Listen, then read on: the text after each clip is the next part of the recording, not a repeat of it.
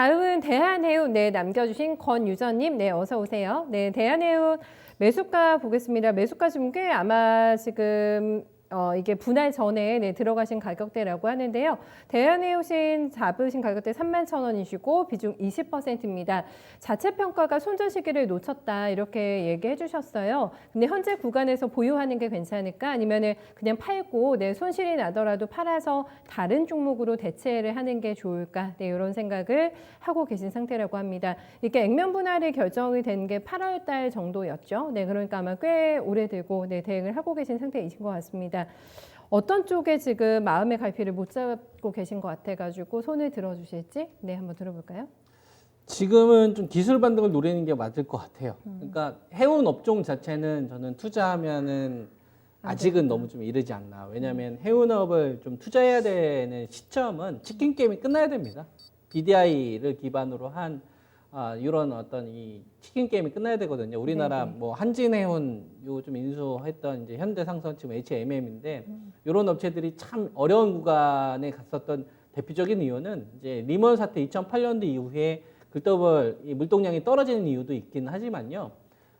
이제 그리스 선박 1위 업체 아니 저희 전 세계 선박 1위 업체 머스크가 지금 치킨 게임 10년 넘게 하고 있거든요. 그러니까 경쟁 업체를 완전 말살시키는 정책을 하고 있는 거예요. 우리가 반도체 치킨 게임 생각하면 되겠죠. 삼성전자 혼자 독점적으로 막 1위 유지하면서 일본에 있는 어떤 업체들, 독일에 있는 뭐 LP다, 키몬다 이런 뭐 다 파산시켜 버렸잖아요. 그리고 세 군데 딱 남았지 않습니까? 그래서 치킨 게임이 한번 시작되면은 상대방이 완전 전멸하거나 거의 뭐 살아나기 좀 힘든 수준까지 돼야 그 치킨 게임의 마무리거든요. 그래서 지금 BDI도 뭐 한때 많이 갔던 15,000까지 갔던 게 지금 잠깐 반등 나와봤자 지금 한 1,400이지 않습니까? 그러니까 이거 가지고서는 해운업 자체가 생존하기 어려워요. 돈 벌기가 어렵다 이거죠. 그리고 보호무역주의가 주를 이루면 안 됩니다. 물동량이 증가를 하려면 전 세계적으로 막 물량이 왔다 갔다 해야 되거든요. 자유무역이 돼야 되고 그다음에 지금처럼 이 코로나로 인해서 계속 제한적인 조치들이 나오면 안 됩니다. 자유롭게 무역이 풀려야 되는 거죠.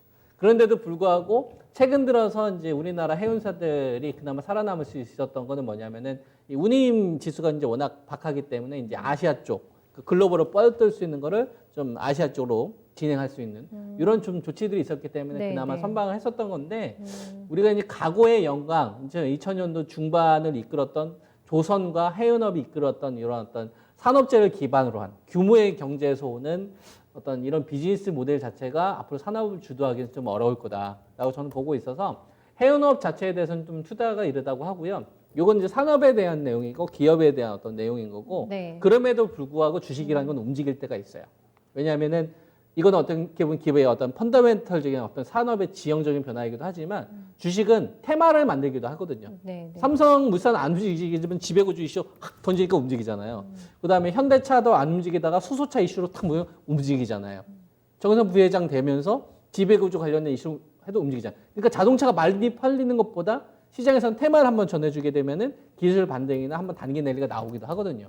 모든 주식이 계속 이렇게 떨어지는 건 아닌 거니까. 그러니까 지금 현재 해운 관련된 이런 비즈니스 모델 같은 경우는 구조적으로 망가진 상태이기 때문에 치킨 게임이 끝나기 전까지 머스크의 치킨 게임이 끝나기 전까지는 구조적으로 산업을 주도하기는 어려운 섹터로 일단 자리 잡았다 이렇게 보시고 지금 움직이는 건 테마가 부는 겁니다. 어떤 그 제조업체 관련된 어떤 기술적인 어떤 반등의 테마, 그다음에 HM에서 시작되었던 어떤 단기 랠리들 이런 것들이 좀 붙고 있는 구간이기 때문에 저는 대한해운 같은 경우는 그런 측면에서 지금 반등인 것이 그런 측면에서 좀 단기 좀 그 보유 의견인 거지 이 주식을 가지고 좀 승부를 보자 뭐 그런 관점 아니다 이거죠. 이런 걸 좀 분명히 인지를 하십니다. 그러니까 똑같이 주식을 대응을 하는데 접근 방식이 다른 거예요. 그냥 운빨로 한번 받는 야싸 수익 내다 이거 하고 내가 지금 들어가는 시점에서의 지금 시장 포인트가 펀더멘탈하고는 상관없이 하나의 테마가 엮이면서 단기 반등이 좀 나올 수 있는 구간이니까 한번 버텨보는 거구나. 요건 거 하고 나는 모르겠어 그냥 무조건 어떻게든 수익 날 때까지 버틸 거야. 이거하고는 전략 자체가 완전히 다른 거다 이거예요. 그래서 제가 이렇게 좀 시간을 할애해서 말씀을 좀 드리는 겁니다. 그리고 이제 한 가지 또 기술적인 흐름을 조금 더 포함을 좀 시켜드리면 그러니까 이 주식이 한번 터졌던 시점을 한번 보세요. 그러니까 3월 달에서 이제 4월 달에 그 대한해운의 주가가 이렇게 확 이렇게 박살나다가 시장과 같이 이렇게 박살이 났겠죠. 그리고 나서 이제 거래량이 폭증됐던 시점이 한 번 있어요. 이게 4월 24일 날. 요때 주가가 16% 급등 나왔다가 마이너스 20% 급락한 적이 있습니다. 요 점을 제가 한번 선을 그어 볼게요. 그러니까 저건 뭐냐면은 뭔가 이슈가 있었다는 얘기가 되겠죠. 요때 어떤 재료가 있었을 거 아니에요. 그죠? 제가 이제 대한해운은 거래를 안 해봤기 때문에 저때 이제 무슨 일이 있는지는 제가 시간을 찾아봐야겠지만 지금 이제 시간이 부족하니까 시청자님이 찾아보세요. 그러니까 원리는 비슷해요. 그러니까 4월 24일 날 전후로 무슨 일이 있었던 거예요. 무슨 일이 있었고 아무래도 이제 호재에 관련된 내용이 있었겠죠. 16% 급등이 나왔으니까. 그러면서 그 호재가 나왔는데도 불구하고 급락을 했단 말이에요. 그래서 16%, 20% 가까운 조정 흐름이 나왔는데 그 자리가 의미가 있다라고 저는 보는 겁니다. 이게 그 전에 4월 달에 이 무너졌던 자리, 그러니까 1,500원에서 무너졌다가 4월 6일 날 10% 급등 나면서 죽였던 자리를 올렸기 때문에 이게 하나의 꼬리를 형성을 하는 거고요. 하나의 T가 되는 거죠. 그리고 이 자리를 어떤 호재가 나오는 뉴스가 나오면서 등락폭을 키웠는데 이 자리가 시간이 지나니까 저점으로 작용을 하죠. 그죠? 그러면 이때 어떤 키워드가 있던 뉴스들이 있을 거예요. 그 키워드 뉴스가 있는 한 지금 이 주식은 기본적으로 얼마는 방어를 해주겠다라고 좀 표현을 해준 거냐면 목소리를 낸 겁니다. 무슨 일이 있어도 1,500원 방어는 해줄게. 이 얘기를 일단 얘가 표현을 한 겁니다. 그러니까 네네. 1,500원이 중장기적으로 되게 중요한 가격인 걸 우리가 알 수가 있는 거고요.